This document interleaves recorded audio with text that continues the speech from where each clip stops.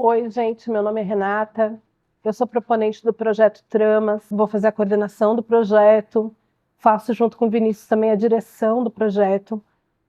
E esse projeto surgiu mais ou menos, começou a ideia mais ou menos em 2019, por conta de umas questões que eu tinha com a minha mãe, né? Então eu tinha assim, uma mágoa da minha mãe, de uma situação especificamente. A nossa relação sempre foi boa, mas em algum momento eu percebi essa mágoa que eu tinha dela.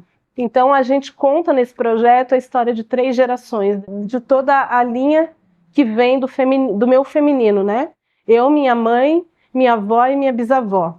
A minha ligação com a minha avó sempre foi uma ligação muito forte, a gente sempre foi muito amiga, e ela era uma mulher muito forte. E a minha ligação com a minha bisavó é de uma pessoa que fica imaginando quem foi essa mulher.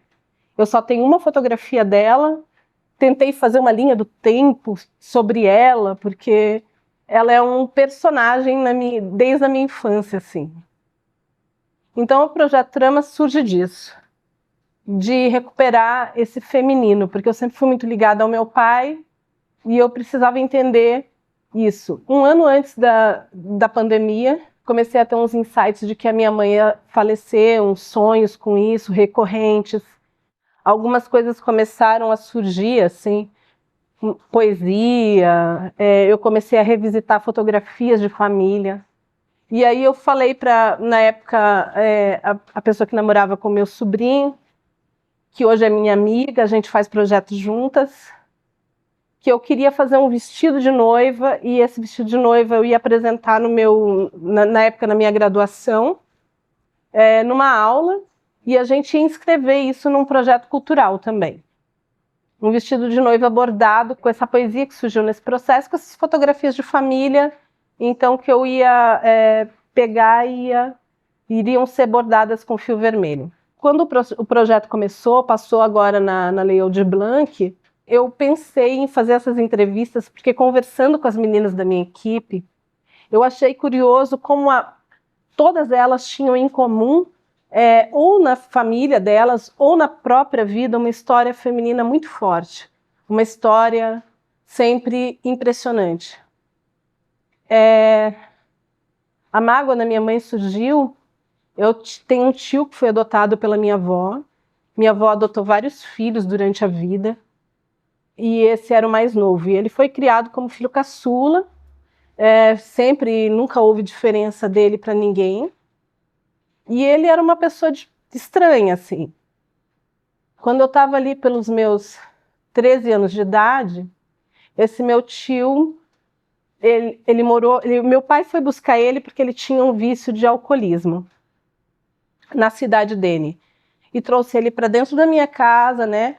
Deu emprego para ele nas nossas lojas naquela época. E daí ele entrou no banheiro enquanto eu estava tomando banho. Não aconteceu nada de mais sério. Ele falou, foi bastante asqueroso, falou, não, pode ficar tranquila, não vai, você é minha sobrinha, eu posso te ver, e esse tipo de coisa. Eu era só uma menina, e aquilo foi muito chocante para mim, e eu fui contar para minha mãe. E meu pai era um homem que sempre quis ter uma filha mulher, e eu sou a filha caçula, e com muita diferença dos meus irmãos. O meu irmão mais novo tinha 17 anos de diferença para mim. Então ele tinha muito cuidado comigo, meu pai. E quando eu fui contar para minha mãe, o que aconteceu foi que ela não acolheu essa história. Ela falou que era para eu guardar para mim essa história e que senão eu poderia acabar sendo a pessoa que era culpada de alguma tragédia na família. Tipo, meu pai ia matar meu tio ia morrer, meu pai ia preso, enfim. Ela não estava. Hoje eu entendo que ela estava querendo preservar as pessoas, principalmente meu pai. Mas foi uma história bem que eu achei que eu tivesse esquecido. Aí passou-se muito tempo essa história, em um determinado momento, por uma outra questão, já eu casada, com filhos. Essa questão veio à tona na minha vida e eu compreendi que eu não tinha superado aquilo. que apesar de conviver com meu tio bem, enfim, de conviver com todo mundo bem, eu não havia superado aquela história. Aí isso criou uma mágoa da minha mãe. Por que que a minha mãe não me protegeu naquele momento, né? Ali, naquele momento, já adulta, com filhos, eu tinha uma noção de que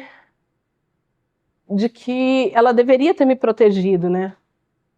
Aí, um ano antes dela morrer, vieram esses pressentimentos da morte dela, acho que justamente para refazer esse caminho e para compreender que ela também era uma pessoa que tinha se calado diante de diversas situações para poder manter, né, as coisas. E que ela aprendeu dessa forma e que não era tão culpada assim, e que meu pai realmente era uma pessoa que poderia acabar realmente ficando muito nervoso com a situação. E aí começaram a vir então histórias da família, né? E a minha avó, ela sempre foi muito minha amiga. E a minha avó, e na minha família tem uma curiosidade, as mulheres têm filhos mais tarde. Várias mulheres. Agora, recentemente, minha sobrinha teve filho depois dos 40.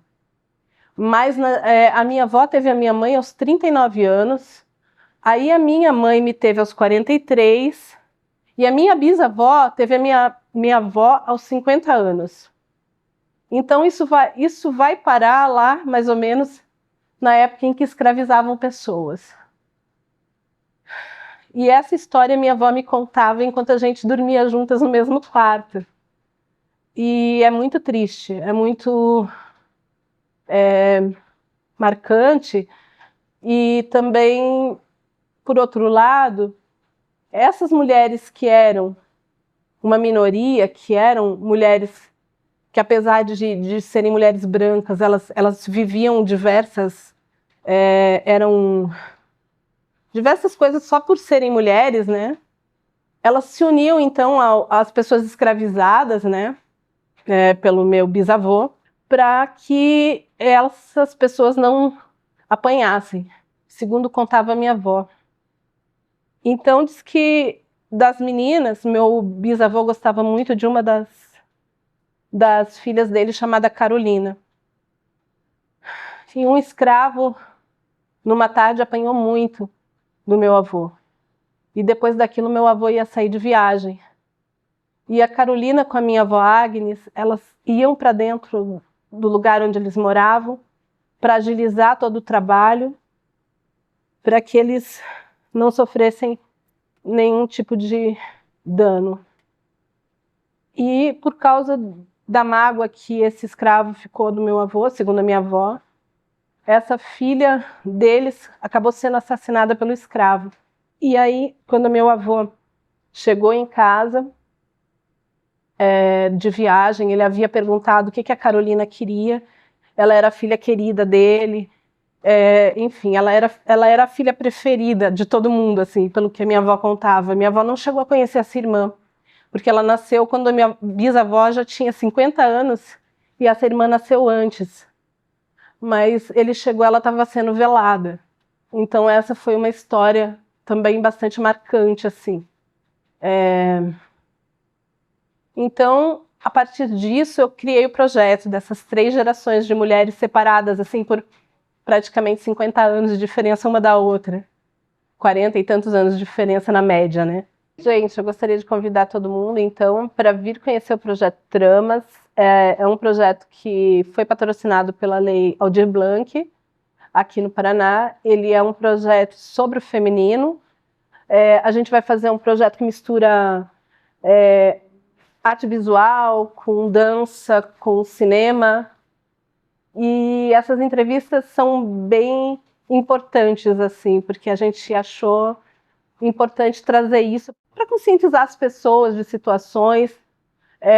Uma coisa interessante é essa, que quando a gente começou a conversar, todo mundo tinha uma história de vó, uma história de mãe, uma história própria, uma história de tia, de alguma situação muito difícil. Daí essas entrevistas foram criadas.